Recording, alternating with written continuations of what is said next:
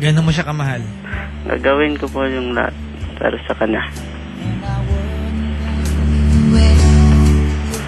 Wala ka na gusto sabihin sa kanya? Malapit na po. Wala na po. Yun lang. Sana maging maligaya siya. Miss na miss mo na ba siya?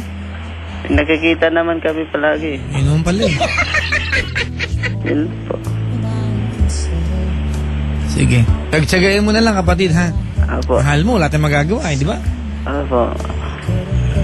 Kumbaga, para sa akin ha, hindi pa enough yung reason para kalimutan mo siya. Meron pa eh. Diba? If you're going to read between the lines, yung girl nagpapasama pa sa'yo, di ba? Kasi mahalaga ka pa.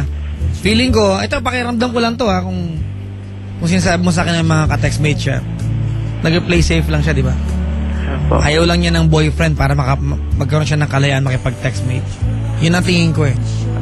Pero dahil ikaw yung malapit, ikaw pa rin yung kanyang apple of the eye. Apo.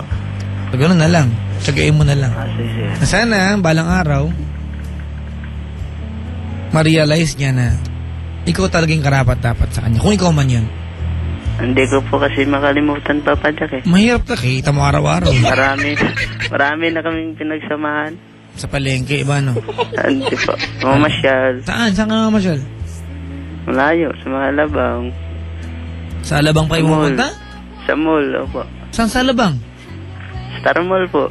May Star Mall naman sa ano ah. Tapat ng Shangri-La. Bakit Alabang pa? Yung gusto niya eh. Kahit saan yung gusto niya, sinusunod ko lang. Nagpupunta pa kayo ng Star Mall Alabang? Layo nun ah. Kasyar nga eh. Nagpa-park kayo, ganun, park. Opo. Saang park?